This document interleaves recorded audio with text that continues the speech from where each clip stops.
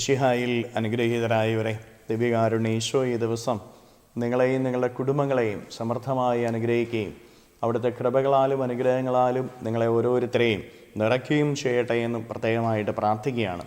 കർത്താവിൻ്റെ കൃപ ഈ ദിവസം നിങ്ങളുടെ കൂടെ ഉണ്ടായിരിക്കട്ടെ.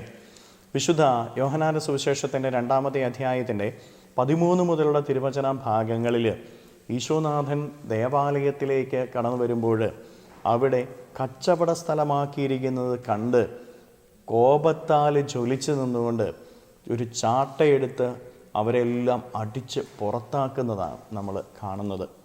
ദേവാലയം മനുഷ്യന് ദൈവത്തെ വിളിക്കാനുള്ള ഇടമാണ്. ദൈവം മനുഷ്യൻ്റെ അരികിലേക്ക് ഇറങ്ങി വരുന്ന സ്ഥലമാണ് ദേവാലയം. മനുഷ്യൻ്റെ വേദനകളും മനുഷ്യൻ്റെ ദുഃഖങ്ങളും മനുഷ്യൻ്റെ കണ്ണുനീരും ദൈവത്തിൻ്റെ പക്കലേക്ക് ഹൃദയത്തിൽ നിന്ന് ഉയർത്താനായിട്ട് സാധിക്കുന്ന ഇടമാണ് ദേവാലയം. ദൈവം ആ ദേവാലയത്തിലേക്ക് കടന്നു വരുമ്പോൾ അവിടെ കണ്ടത് പ്രാർത്ഥനയല്ല, കണക്കുകൂട്ടലുകളാണ്. അവിടെ ഈശോ കാണുന്നത് പ്രാവ് വിൽപ്പനക്കാരെയും ആട് വിൽപ്പനക്കാരെയും നാണയമാറ്റക്കാരെയുമാണ്. അവിടെ കണക്കുകൂട്ടലുകൾ നടക്കുകയാണ്.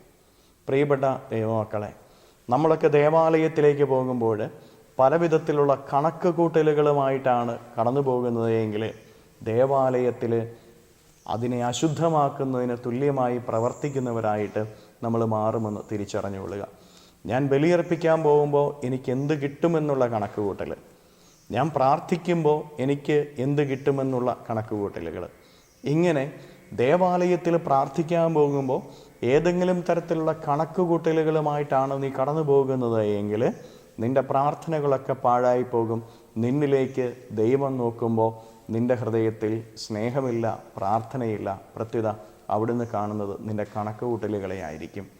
കണക്ക് കൂട്ടലുകൾക്കല്ല ദേവാലയത്തിൽ പ്രാധാന്യം, സ്നേഹത്തിനും ഹൃദയത്തിൽ നിന്നുയരുന്ന പ്രാർത്ഥനയ്ക്കുമാണ്. ദേവാലയം പ്രാർത്ഥനയ്ക്കാണ്, ഹൃദയത്തിൽ നിന്നുയരുന്ന പ്രാർത്ഥനകൾക്കാണ് ദേവാലയത്തിൽ സ്ഥാനമുള്ളൂ. ആ പ്രാർത്ഥനകളെ ദൈവസന്നിധിയിൽ എത്തുകയുള്ളൂവെന്ന് തിരിച്ചറിഞ്ഞുകൊള്ളുക.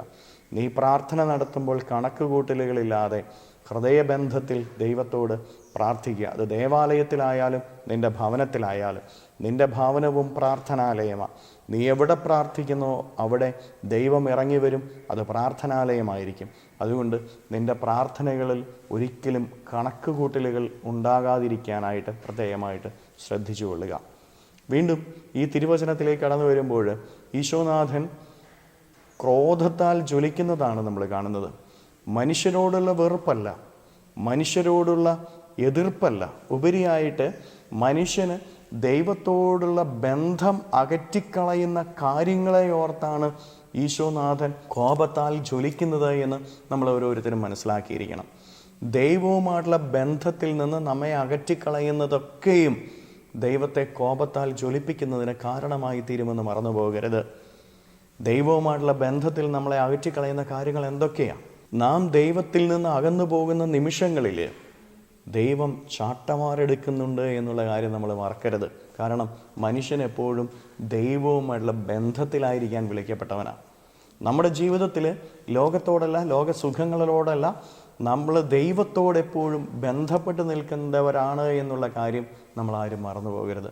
അതുകൊണ്ട് പ്രിയപ്പെട്ട ദൈവമക്കളെ, ഈ വചനഭാഗം നമ്മളിന്ന് ധ്യാനിക്കുമ്പോൾ നമുക്ക് പരിശോധിച്ച് നോക്കാം. നമ്മുടെ പ്രാർത്ഥനകളിൽ ഉയരുന്നത് ഹൃദയബന്ധമാണോ അതോ കണക്കുകൂട്ടലുകളാണോ? 2, ദൈവത്തിൽ നിന്ന് നമ്മെ അകറ്റിക്കളയുന്ന കാര്യങ്ങൾ ഏതൊക്കെയാണ്? ഇത് പരിശോധിച്ച് ജീവിതത്തിൽ മാറ്റം വരുത്തുക. കരങ്ങളെ യാചനയോടെ പിടിച്ച് നിന്നെയും നിൻ്റെ ജീവിതത്തെയും നിൻ്റെ എല്ലാ കാര്യങ്ങളെയും ഈശോയ്ക്ക് കൊടുത്ത് സ്തുതിക്കാം. ഹല്ലേലൂയ. ഈശോയെ നന്ദി. Hallelujah, hallelujah, hallelujah, hallelujah, hallelujah. കർത്താവ് ഈശോയെ, മക്കളെ ഓരോരുത്തരെയും സമർപ്പിക്കുന്നവരെ അനുഗ്രഹിക്കണമേ, ആശീർവദിക്കണമേ. ഇവരുടെ ജീവിതങ്ങളിലേക്കും അധ്വാനങ്ങളിലേക്കും അങ്ങ് ഇറങ്ങിച്ചെല്ലണമേ. ഇന്നേ ദിവസം ഈ ശുശ്രൂഷയിൽ സംബന്ധിക്കുന്ന ഈ മക്കളുടെ ജീവിതത്തിൽ നിന്ന്, ജീവിത വഴികളിൽ നിന്ന്, അധ്വാന മേഖലകളിൽ നിന്ന് സർവ്വ തിന്മകളും ബന്ധനങ്ങളും കെട്ടുകളും പിശാചിൻ്റെ ഉപദ്രവങ്ങളും നാരകീയ ശക്തികളുടെ പ്രവർത്തനങ്ങളും പൈശാചിക അരൂപികളുടെ പ്രവർത്തനങ്ങളും നിർവീര്യമായി തീരട്ടെ. എല്ലാ കെട്ടുകളും ഇവരുടെ ജീവിതത്തിൽ നിന്ന് അഴിയട്ടെ. എല്ലാ തിന്മകളും ഇപ്പോൾ ഇവരിൽ നിന്നും നിർവീര്യമാകട്ടെ. ഇവരുടെ ഭവനങ്ങൾ ആശീർവദിക്കപ്പെടട്ടെ. ഇന്നത്തെ ഇവരുടെ പഠനങ്ങളും അധ്വാനങ്ങളും അനുഗ്രഹീതമാകട്ടെ. Hallelujah, hallelujah, hallelujah, hallelujah. നിത്യം പിതാവും പുത്രനും പരിശുദ്ധാത്മാവുമായ സർവേശ്വരായ എന്നേക്കും ആമേൻ.